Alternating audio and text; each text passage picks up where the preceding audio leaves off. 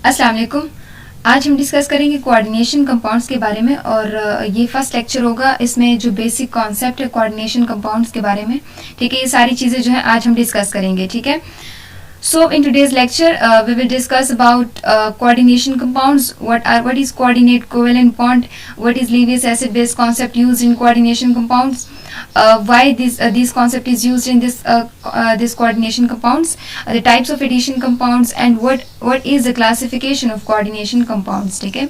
So किस basis के ऊपर हम coordination compounds की classification करेंगे, addition compounds की classification करेंगे, या फिर Lewis acid base concept को हम यहाँ पे क्यों यूज करेंगे? ये सारी डिस्कशन जो है आज के लेक्चर में हम करेंगे। तो सबसे पहले यहाँ पे आते हैं कोऑर्डिनेशन कंपाउंड्स, ठीक है। सो कोऑर्डिनेशन कंपाउंड्स असल में क्या होते हैं? ये वो कंपाउंड्स होते हैं जिसमें कोऑर्डिनेट कोवेलेंट बॉन्ड जो होता है ये एग्जिस्ट करता है। यहाँ पे डेफिनेशन आपके सामने लिखी हुई है, कहते हैं कि ये वो कंपाउंड्स होते हैं which contains coordinate bonds typically between central metal atom and a number of other atoms और ग्रुप्स, ठीक है। सो कहते हैं ये वो कंपाउंड्स होते हैं जिसमें कोऑर्डिनेट बॉन्ड्स एग्जिस्ट करता है, ठीक है। और ये कोऑर्डिनेट बॉन्ड किस चीज के दरमियान होता है? सेंट्रल मेटल एटम और नंबर ऑफ ग्रुप्स या जो एटम्स उसके साथ अटैच होते हैं। यहाँ पे आपके सामने एग्जांपल दी हुई है, कॉपर है और ये नंबर ऑफ ग्रुप्स के साथ ही क्या हुआ है, ये जो नंबर ऑफ ग्रुप्स के साथ कोऑर्डिनेट बॉन्ड्स के जरिए ये लिंक हो चुका है, ठीक हो गया। सो ये कोऑर्डिनेट बॉन्ड असल में क्या होता है? कोऑर्डिनेट कोवेलेंट बॉन्ड असल में क्या होता है? अगर आप कोवेलेंट बॉन्ड की बात करते हैं तो कोवेलेंट बॉन्ड में दो मेंबर्स जो पार्टिसिपेटिंग मेंबर्स होते हैं, जैसे ये मेंबर ए है और दूसरा मेंबर बी है, ठीक है। सो इन दोनों के बीच में क्या होता है? इन दोनों के बीच में यहाँ पे बॉन्ड बनता है, लेकिन दोनों की म्यूचुअल शेयरिंग होती है इलेक्ट्रॉन की। एक इलेक्ट्रॉन ए से और एक इलेक्ट्रॉन बी से, दोनों इलेक्ट्रॉन शेयर कर देते हैं और एक स्ट्रेट लाइन की तरह से हम इसके दरमियान बॉन्ड को रिप्रेजेंट करते हैं, ठीक हो गया। सो ये कोऑर्डिनेट बॉन्ड असल में क्या होता है? ये बॉन्ड बनता है बिटवीन लीवियस एसिड एंड लीवियस बेस, ठीक है। लीवियस एसिड और लीवियस बेस के दरमियान एक बॉन्ड बनता है जिसको हम कोऑर्डिनेट बॉन्ड कहते हैं और इसको आमतौर पर हम एरो से रिप्रेजेंट करते हैं, ठीक है। ये एल क्या होता है? ये लिगेंड होता है, ठीक है। और एम जो होता है ये कोई भी मेटल हो सकता है, या एल जो होती है ये डोनेटिंग ग्रुप हो सकता है और एम जो होता है वो एक्सेप्टिंग ग्रुप हो सकता है, एक्सेप्टिंग मेंबर हो सकता है इस मॉलिक्यूल का, ठीक है। सो यहाँ पे भी आप देख सकते हैं हमने इसको एरो से रिप्रेजेंट किया है, ठीक है। ये देखो एक लोन पेयर ऑफ इलेक्ट्रॉन होता है, ठीक है, ये शेयर कर रहा है इसके साथ और इसको एरो के जरिए रिप्रेजेंट किया है। कोऑर्डिनेट कोवेलेंट बॉन्ड को हम दूसरी तरह से भी डिफाइन कर सकते हैं कि ये वो बॉन्ड होता है जब दो मेंबर्स के बीच में बनता है, जिनमें से एक जो पार्टिसिपेटिंग मेंबर होता है इस बॉन्ड फॉर्मेशन में, वो दोनों के दोनों जो इलेक्ट्रॉन्स होते हैं जो कि बॉन्ड के लिए जरूरी होते हैं वो उसके साथ उसको शेयर कर रहा होता है, ठीक है। सो इस वजह से इसको हम एरो से रिप्रेजेंट करते हैं। यहाँ पे आप देख सकते हैं कोऑर्डिनेट बॉन्ड को हमने एरो से रिप्रेजेंट किया है। अब बात आती है लीविस एसिड बेस कॉन्सेप्ट के बारे में। सो ये लीविस एसिड बेस कॉन्सेप्ट को यहाँ पे हम क्यों पढ़ते हैं? आमतौर पर जब लीविस बेस और लीविस एसिड के कॉन्सेप्ट हम डिस्कस करते हैं तो हमारे माइंड में सबसे पहले आता है कि अगर लीविस बेस की बात हो रही तो इसका मतलब यहाँ पे लोन पेयर या इलेक्ट्रॉन पेयर डोनर्स की बात होगी, इलेक्ट्रॉन पेयर डोनर्स की बात हो रही है, ठीक है। अगर एक डोनेट कर रहा है तो इसका मतलब दूसरी एक स्पीशी होगी जो कि उन इलेक्ट्रॉन पेयर को या लोन पेयर को क्या करेगी? एक्सेप्ट करेगी, ठीक है। ये चूंकि एसिड बेस में हम इसको लीवियस एसिड लीवियस बेस कहते हैं। अगर इसको हम ऑर्गेनिक केमिस्ट्री में देखते हैं तो ऑर्गेनिक केमिस्ट्री में इसी लीवियस बेस को हम न्यूक्लियोफाइल का नाम देते हैं। सो न्यूक्लियोफाइल वो स्पीशीज जो कि इलेक्ट्रॉन देने की कैपेबिलिटी रखता है, यानी इलेक्ट्रॉन रिच जो स्पीशीज होती हैं उसको हम न्यूक्लियोफाइल कहते हैं। फिर इलेक्ट्रोफाइल की अगर हम बात करते हैं, इलेक्ट्रोफाइल ये वो स्पीशीज होती हैं जो कि इलेक्ट्रॉन गेन करती हैं, इलेक्ट्रॉन एक्सेप्ट करने की उसमें कैपेबिलिटी होती है। सो ये जो कॉन्सेप्ट होते हैं इसको हम ऑर्गेनिक केमिस्ट्री में डिस्कस करते हैं। फिर अगर हम कोऑर्डिनेशन कंपाउंड में बात करते हैं, चूंकि वहां पे भी हमने कहा कि जो इलेक्ट्रॉन पेयर होता है वो शेयर किया जा रहा होता है बाय ग्रुप ऑफ मेंबर्स, और उन ग्रुप ऑफ मेंबर्स को हम क्या कहते हैं? जो ग्रुप होते हैं मेंबर्स की, जिसको हम क्या कहते हैं? लिगेंड्स कहते हैं।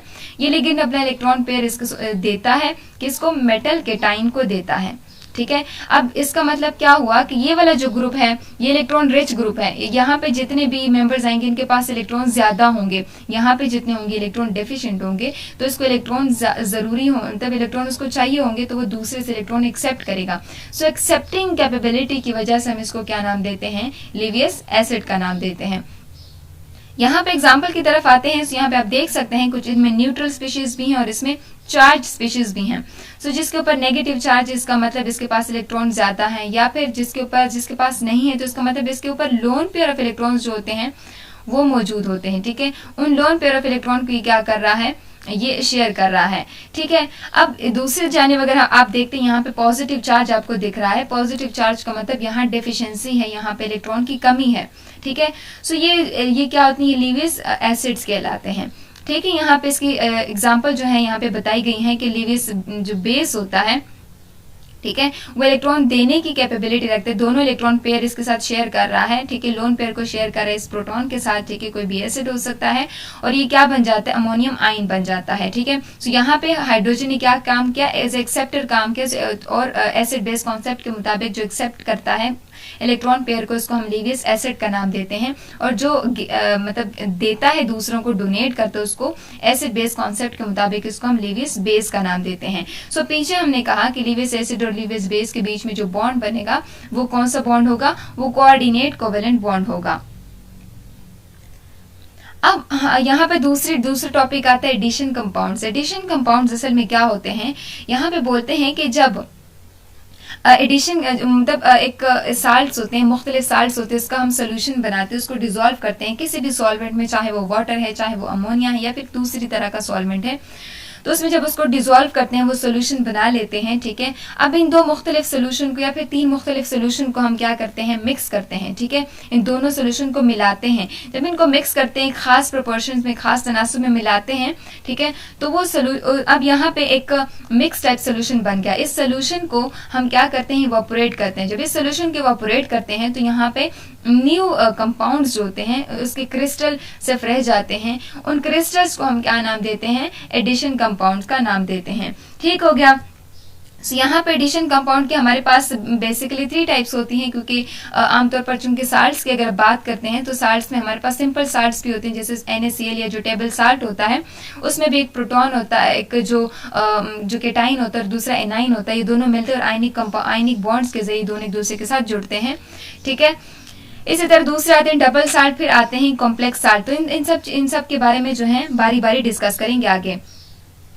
अब पहली जो टाइप आती है वो है डबल साल्ट। ठीक है, चूंकि सिंपल साल्ट तो हमने डिस्कस कर लिया, अब बात आती है डबल साल्ट्स की। ठीक है, अभी डबल साल्ट्स क्या होते हैं, जैसे हमने एडिशन कंपाउंड की बात की, तो ये जो डबल साल्ट होते हैं, इसमें जो ये जो साल्ट होते हैं, जब इसको हम वापस से किसी सॉल्वेंट में डिसॉल्व करते हैं, किसी सोल्यूशन में इसको डिसॉल्व करते हैं, तो ये क्या होता है, इसके जो कंस्टिट्यूएंट आइंस होते हैं वो कम्प्लीटली डिसोसिएट हो जाते हैं। यानी अगर कोई भी ये जो साल्ट से जिन आइन से मिलकर बने हैं, ये उन साल्ट में डिसोसिएट हो जाता है और उसकी जो आइडेंटिटी होती है वो कम्प्लीटली वो लूज कर जाता है।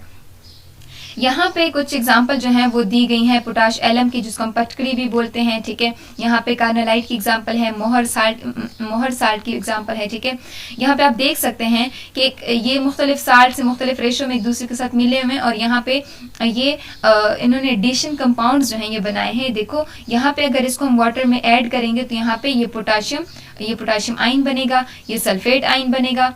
ठीक है, -2। इसी तरह यहाँ पे एल्यूमिनियम ये ट्राइवेलेंट है। ठीक है, तो ये +3 में जाएगा। इस तरह ये किस स्टेट में जाएगा, ये भी आगे जाके -2 में जाएगा। तो ये असल में क्या होते हैं, ये सारे मुख्तलिफ आइंस हमें देते हैं और अपनी आइडेंटिटी को लूज कर देते हैं। इस तरह यहाँ पे पोटाशियम, क्लोराइड, मैग्नीशियम, ये आइंस हमारे पास बनेंगे। यहाँ पे आयरन, सल्फेट, अमोनियम आयन, यहाँ पे मुख्तलिफ तरह के आइंस जो होते हैं ये हमारे पास बनते हैं। ये इसकी एग्जाम्पल्स हो गई।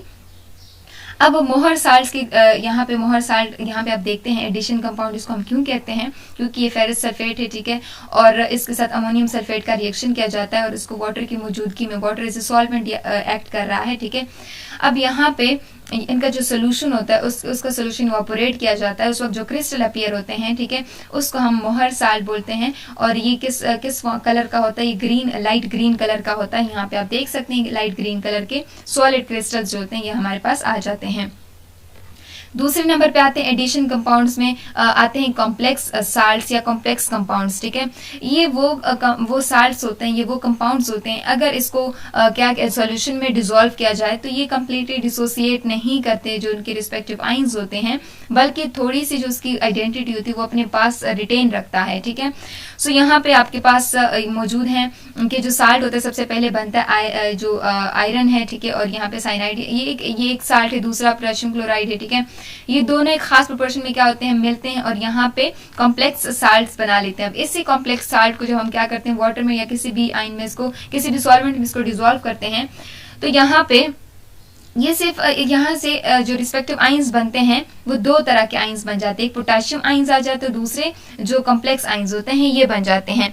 अब ये जो आम नॉर्मल कंडीशंस होती हैं उसके ऊपर ये जो आपके सामने यहाँ पे एक कॉम्प्लेक्स बना है ये डिसॉल्व नहीं होता, ठीक है। आम वाटर इसको यहाँ पे जो इनके दरमियान बॉन्ड होते हैं पोटेशियम और इस जो कॉम्प्लेक्स होता है इसको तो ब्रेक कर लेते हैं, लेकिन जो साइनाइड और आयरन के बीच में, जैसे हमने पहले भी बात की कि कोऑर्डिनेट बॉन्ड होता है, वो क्या होता है, वो यहाँ पे पानी उसको क्या कर सकते, वो नहीं तोड़ पाती, उसकी ब्रेकडाउन नहीं कर पाती, तो इस वजह से ये वैसे का वैसे रहता है। हाँ, अगर हार्श कंडीशन अप्लाई कर दें, एसिडिक कंडीशन हो, बेसिक कंडीशन हो, ठीक है, यानी अल्कलाइन कंडीशन, तो ये क्या कर सकते हैं, या फिर हीट इसको हम दे देते हैं तो ये क्या हो सकता है, ये ब्रेकडाउन हो सकता है, लेकिन ये सिंपल वाटर से ये डिसॉल्व नहीं होता, अपने रिस्पेक्टिव आइंस में ये चेंज नहीं होगा, ठीक हो गया।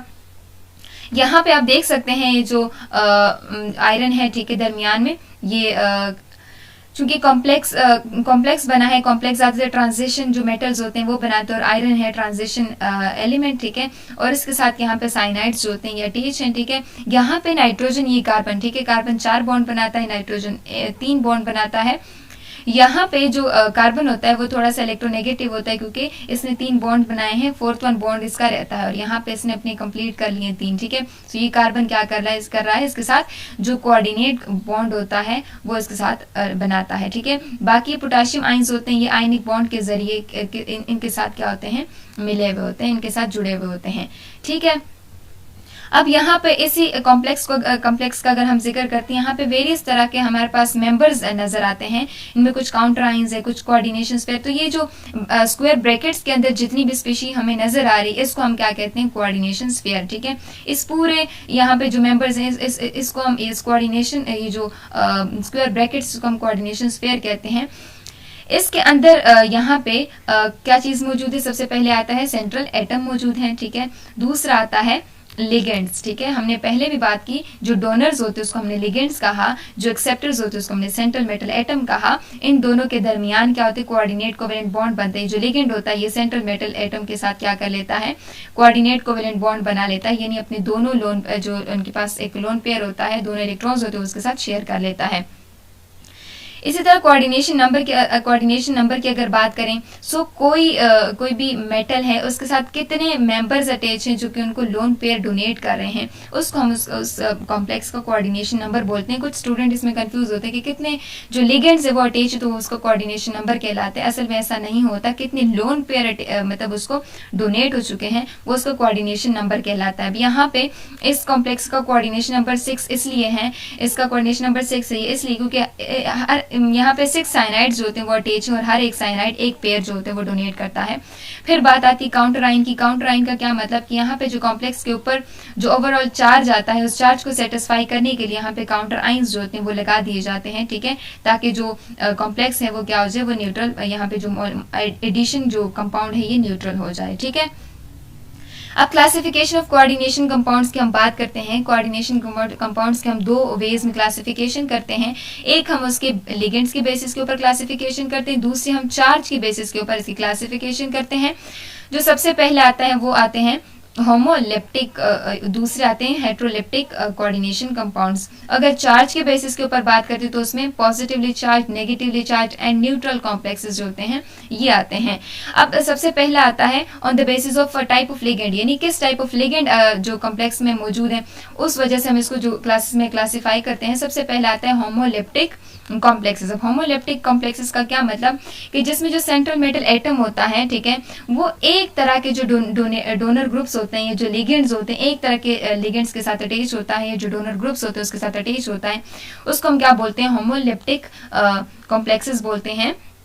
यहाँ पे आप देख सकते हैं कोबाल्ट जो 6 अमोनिया के साथ ये अटैच है, सारे के सारे जितने ग्रुप्स अटैच हैं वो एक जैसे हैं। या फिर आयरन में यहाँ पे देखते हैं साइनाइड जो होते हैं इसके साथ साइनो ग्रुप्स लगे हुए हैं, इसके साथ यहाँ पे 6 साइनो ग्रुप्स इसके साथ लगे हैं और सारे के सारे सेम है। जिंक के साथ यहाँ पे हाइड्रोक्सिल लगे हुए हैं, तो ये 4 हाइड्रोक्सिल लगे हैं और ये सारे के सारे इसके क्या है, सेम है। फिर आते हैं यहाँ पे हेट्रोलिप्टिक कॉम्प्लेक्सेस। हेट्रोलिप्टिक कॉम्प्लेक्सेस की अगर बात करते हैं तो इसमें वो जो सेंट्रल मेटल एटम होता है वो मुख्तलिफ तरह के डोनर ग्रुप्स के साथ या मुख्तलिफ तरह के लिगेंड्स के साथ अटैच होता है। यहाँ पे इस तरह के जो कॉम्प्लेक्सेस होते हैं उसको हम हेट्रोलिप्टिक कॉम्प्लेक्सेस बोलते हैं। और यहाँ पे आप इसकी एग्जाम्पल देख सकते हैं, कोबाल्ट के साथ अमोनिया भी है, ठीक है, और यहाँ पे क्लोराइड आइंस भी यहाँ पे लगे हुए, ठीक है। सो यहाँ पे 2 मुख्तलिफ तरह के लिगेंड्स जो हैं, ये जो डोनर ग्रुप्स हैं वो अटैच हो चुके हैं। यहाँ पे जो इसकी बाकी एग्जांपल है वो दी गई हैं, ठीक है। आयरन है, ठीक है, इसके साथ अमोनिया है और यहाँ पे क्लोराइड जो इसके साथ लगे हुए हैं। तो ये सारे के सारे इसके एग्जाम्पल्स हो जाते हैं। इसके बाकी भी बहुत सारी एग्जाम्पल्स हैं। अब आता है on the basis of charge, यानी चार्ज के बेसिस के ऊपर हम क्या करते हैं, कॉम्प्लेक्सेस की क्लासिफिकेशन करते हैं। सो कॉम्प्लेक्स आइन बेसिकली क्या होता है कि जो सेंट्रल मेटल एटम होता है या आइन होता है उसके साथ जो आइंस या जो मॉलिक्यूल्स अरेंज होते हैं, ठीक है, उसके ऊपर जो उसके बाद उसके ऊपर जो ओवरऑल चार्ज आता है उसको हम क्या बोलते हैं, जो स्पीशी बनती है उसको हम क्या बोलते हैं, कॉम्प्लेक्स आइन बोलते हैं। कॉम्प्लेक्स आइन की जो यहाँ पे मुख्तलिफ टाइप्स हैं, ठीक है, ऑन द बेसिस ऑफ आइन यहाँ पे इसकी क्लासिफिकेशन करते हैं, ठीक है। एनाइनिक कॉम्प्लेक्सेस भी हो सकते हैं, कैटाइनिक कॉम्प्लेक्सेस भी हो सकते हैं और न्यूट्रल कॉम्प्लेक्सेस भी हो सकते हैं हमारे पास। एनाइनिक कॉम्प्लेक्स होते हैं, ठीक है, ये एक कॉम्प्लेक्स से जब इसको वाटर में डाला जाता है तो ये डिसोसिएट हो जाता है केटाइंस में और एनाइंस में, ठीक है। सो जो कॉम्प्लेक्स होता है यहाँ पे इसके ऊपर नेगेटिव चार्ज आ जाता है, ठीक है, और ये जो काउंटर जो आइंस होते हैं जो इसके साथ लगे होते हैं उसके ऊपर पॉजिटिव चार्ज आ जाता है। तो इस तरह के कॉम्प्लेक्सेस को हम क्या बोलते हैं, एनाइनिक कॉम्प्लेक्स बोलते हैं। केटाइनिक कॉम्प्लेक्स की अगर हम बात करते हैं तो ये वो कॉम्प्लेक्स होते हैं जिसमें कॉम्प्लेक्स के ऊपर पॉजिटिव चार्ज आ जाता है और जो काउंटर आइंस होते हैं उसके ऊपर नेगेटिव चार्ज आ जाता है। सो यहाँ पे आपके सामने इसकी एग्जाम्पल मौजूद है। फिर न्यूट्रल कॉम्प्लेक्सेस की बात आती है। न्यूट्रल कॉम्प्लेक्सेस की बात यहाँ पे आती है कि इसमें किस न्यूट्रल के ऊपर ओवरऑल चार्ज जो होते हैं वो क्या होता है, वो 0 होता है। अब इसको न्यूट्रल कॉम्प्लेक्स क्यों कहते हैं, क्योंकि जो CO ग्रुप होते हैं इसके ऊपर ये न्यूट्रल लिगेंड होता है और ये इसके साथ कोऑर्डिनेट कोवेलेंट बॉन्ड बना लेता है और इसके ऊपर 0 चार्ज होता है, यानी ना तो ये पॉजिटिव चार्ज होता है ना तो इसके ऊपर नेगेटिव, तो इस वजह से इसको हम न्यूट्रल कॉम्प्लेक्स का नाम देते हैं। अब यहाँ पे इसकी कुछ एग्जांपल है, एनाइनिक कॉम्प्लेक्स, केटाइनिक कॉम्प्लेक्स और न्यूट्रल कॉम्प्लेक्सेस की एग्जांपल यहाँ पे दी हुई है, ठीक है। सो आगे की जो वीडियोस होंगी, आगे की वीडियोस में हम कोऑर्डिनेशन कंपाउंड्स के जो नोमेनक्लेचर्स हैं, ठीक है, उसके हवाले से जितने भी बाकी कॉन्सेप्ट हैं वो सारी की सारी क्या करेंगे, हम डिस्कस करेंगे आगे आने वाली वीडियोस में।